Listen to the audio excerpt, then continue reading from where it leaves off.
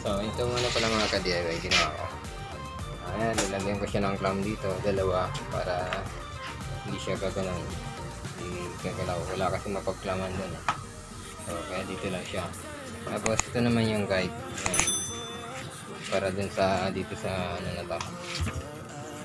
Ito yung circular. So, pagka binunta ka sa, sakto yung, ano, yung talim sa tama dito. So, madidiretso na to. So, yung papansin nyo, kung ni-roller ko siya dito kanina, medyo may awan. So, pantay ko ganun. Nakaumbok ko dito. So, para magpantay, ginaw ko ng guide ngayon. Tapos, circular ko muna. Tara, simulan ko na.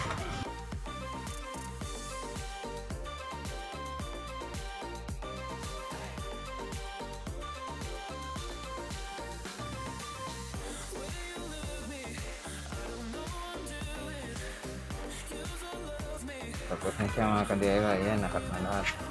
Ito yung sa side na makapal, sa left side. Ayan, yung paa. Tapos ito yung sa may lagayan CPU, sa right side, dalawa. Ayan. Tapos ito yung gagang drawer. Tapos ito yung pinaka tabletop. Ayan. Baby ko, excuse me. Ayan yung anak kong bunso, masama dito. So ito yung tabletop, nakat ko na. Ready na siya, eskwalado na rin yan. So bukas naglalagyan nila ko ng mga strip kasi ang pangit pag walang strip. Yan, mapubuko yung mga butas. So,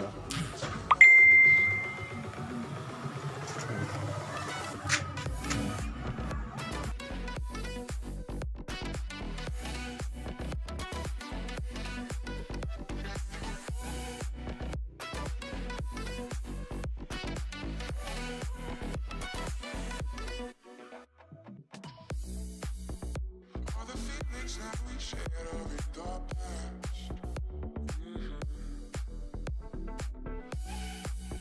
Your relationships are never meant to last.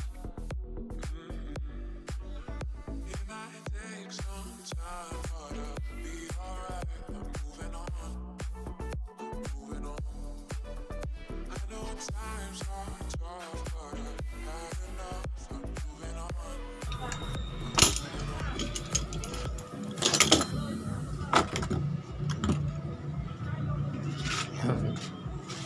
mga DIY, kailangan lagyan mo siya ng ano, flat clamp para hindi siya malaglag, hindi umipit dun sa jigsaw. Yan. Kasi kung walang flat clamp, lalaglag siya dun. So mas maganda may flat clamp. Okay, dalawa na yung nabutas mga ka-DIY. Yan.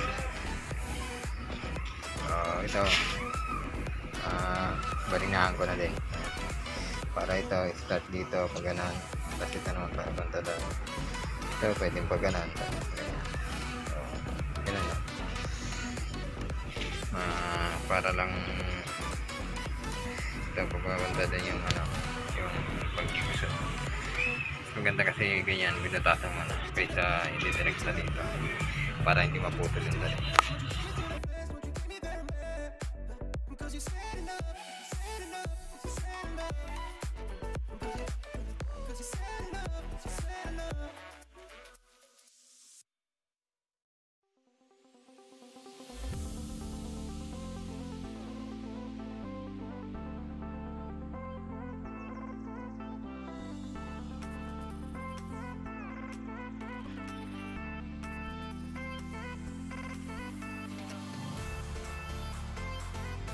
Ka-DIY, mapapansin nyo, ito yung cutting ng lagari sa labas. Ito yung kukunin sa loob. Yan. Kung naglagari kayo, kung ito yung sukat, mula dito hanggang dyan, 19, kailangan yung lagari sa labas para yung sukat sakto. Kasi pag dito naglagari sa tinamaan yung guhit, mababawasan na yung sukat. Kaya kung ito yung kailangan nyo, dapat na lagari nyo, yung daan ng lagari banda sa labas. So yan lang yung tip yan.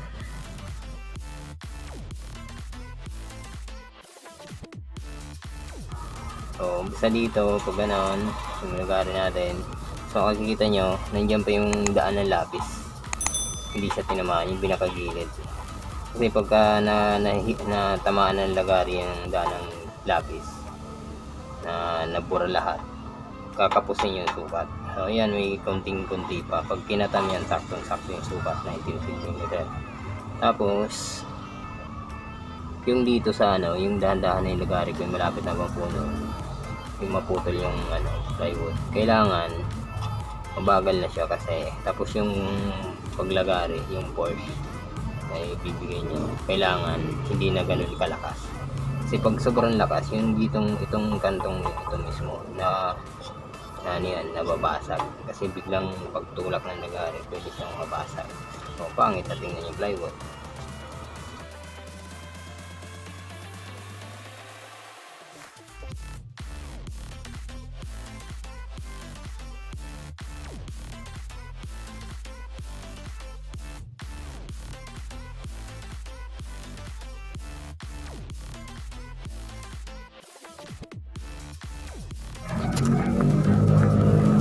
So yan, ka-DIY, nagawa ko na yung natapos na yung may kabit yung back panel.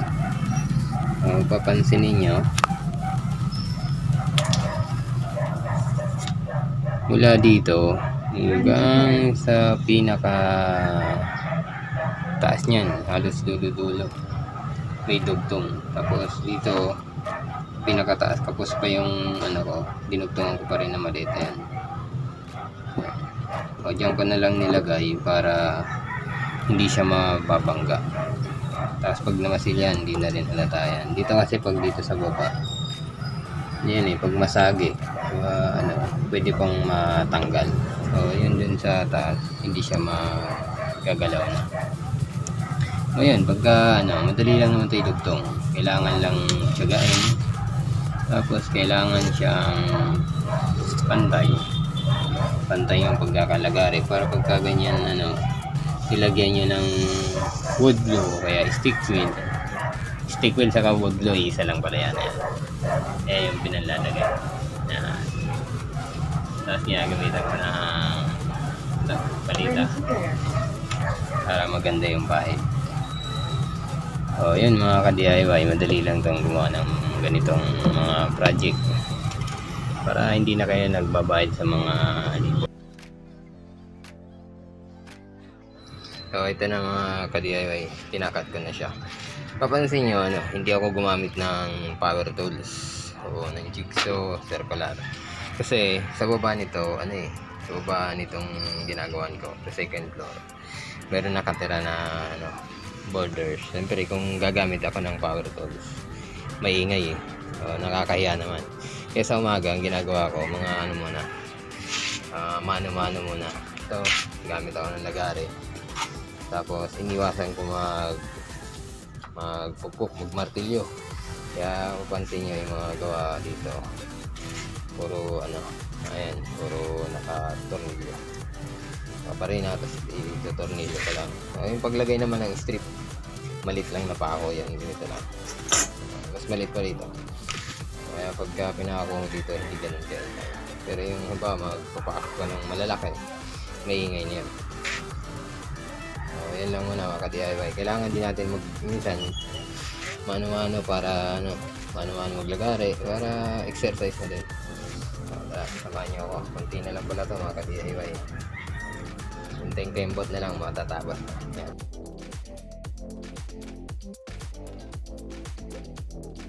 So yan pala mga ka-DIY, tip ko din. Bago, ba na ganito, nasukatan niya na naguhitan na, double check para sigurado na tama yung sukat. Mas maganda ay paglalagyan nyo, sukatin nyo ulit. Tulad nito, tulad niya mga ka-DIY, 7.5. Tapos dito,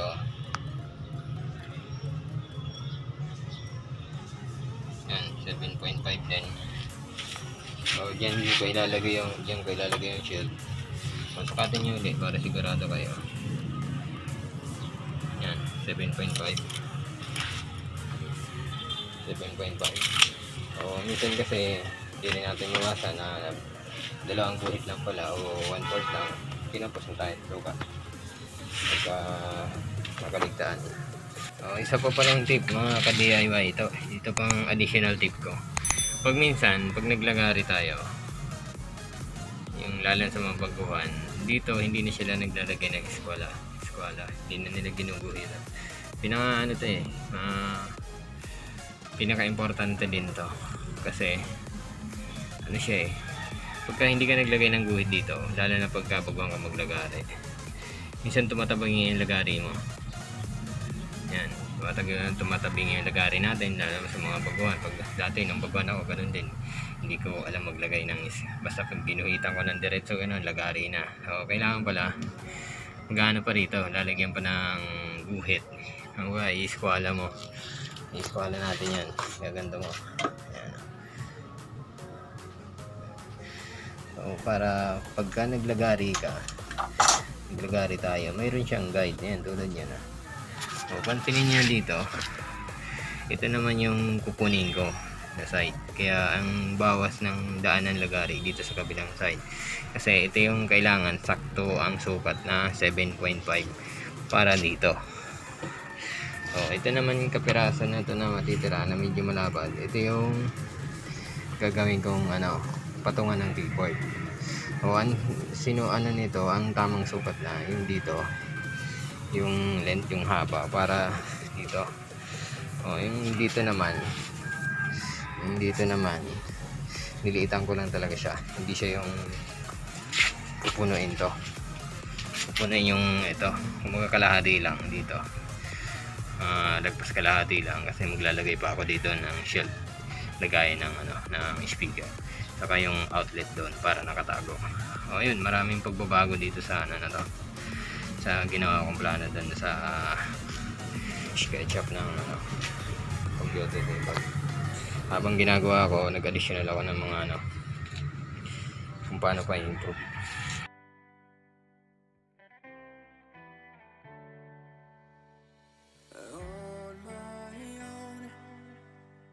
I don't know why you hit the road, but you don't realize I won't look back when you're around. I won't think twice when you're gone.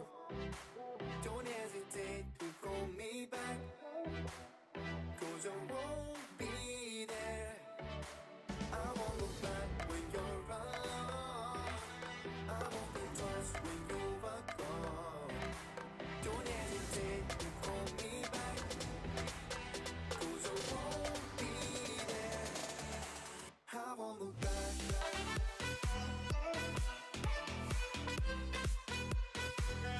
'Cause I won't look back.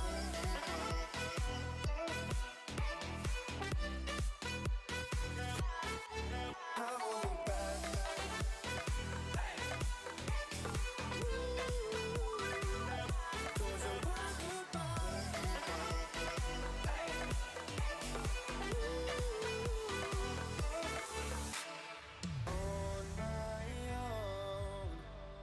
I don't know why she told me it's not your fault, but you don't realize that I never wonder what's the truth in your eyes. There's a light that makes me blush. I won't look back when you're around. I won't think twice when you're gone. Don't hesitate to call me back, 'cause 'cause I won't be there. I won't look back when you're around. I won't think twice when you are gone. Don't hesitate to call me back, 'cause I won't be there. I won't look back.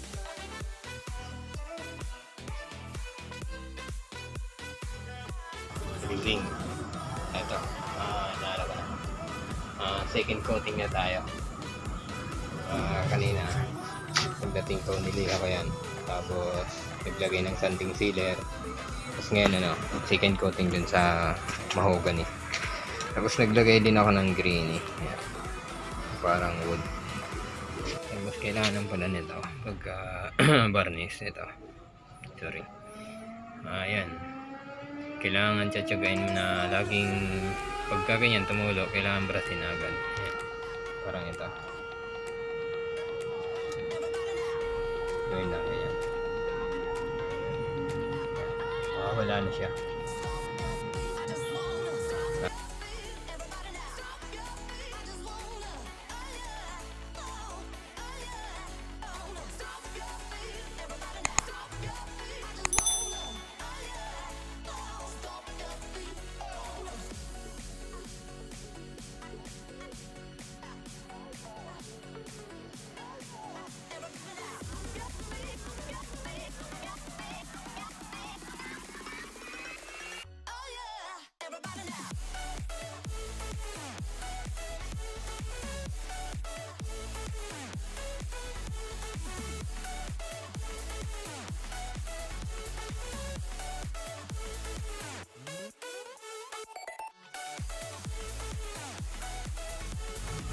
Tapos na yung lamesa, lalagay ko na yung computer. Okay, punta muna tayo dito sa computer. Ito yung drawer para sa keyboard. Tapos drawer para sa mga accessories na pwede nilalagay, cellphone, etc. Charger. Tapos dito yung CPU. Yung mga butas dito. Dito ba? Yan. Yung butas na yan, ang purpose niyan, kaya madami siyang butas para dito. Dito siya. Pag pinasok natin ito dito siya tatapat. Yung ano naman, yung mga kable, ito mga kable. Pag nandito siya, walang butas siya dun sa likod. Kasi, kaya ako ginawa walang butas dun sa likod. Kasi, karamihan, ganito. Nakalagay ng lamesa ganyan. Yung ibang ginagawa nila, ang butas na sa likod. Kailangan pang iwag ng lamesa para pasok mo yung wire doon, tapos puputin yung kable sa likod. Ginawa ko, dito ko siya nilagay. Dito. Okay, bukas nito. Nandito sa side yan. Yung butas na yan, paglabas ng ng cable, dito siya napapasok naman. Medyo matrabaho lang, dalawang butas, pero nakatago yung mga cable. Ang purpose pa niyan, itong shelf dito sa ilalim, lalagay ko yung speaker na to, yung bush. Yan. Hindi ko siya pinupromote ng budget ko, pero maganda kasi yung tunog nito. Kaya kung bibili kayo ng speaker na may budget lang, mag-push na kayo. Yan. Nilagay ko siya rito, yan, sakto. Bluetooth speaker siya, yan. Nilagay ko yan dyan, nakatago.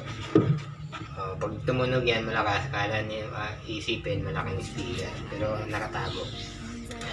Tapos, pwede siyang Bluetooth, pwede i-connect sa computer. Tapos, lalagay doon. Tapos, ang purpose pa nito, pag nandito siya, madali i-charge. Kaya pala ito may din, may shelf. Para dito, yung outlet, dito ko ilalagay. Siguro maglalagay ako ng outlet yun na 4. Yung dalawa kasi doon, para sa monitor ng computer, tapos para sa CPU. Hindi pa nakakabili. Kaya wala pa nakalagay dyan.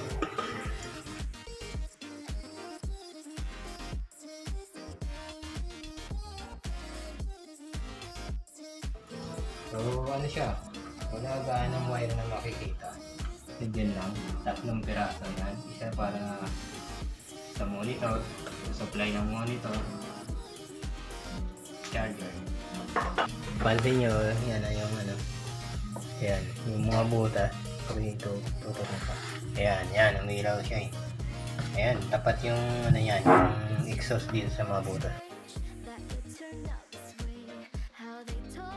Ayan mga ka-DIY, tapos na tayo. So, lagay na ng maayos. Okay, ganda yung ginagawa sa akin. Okay, thank you.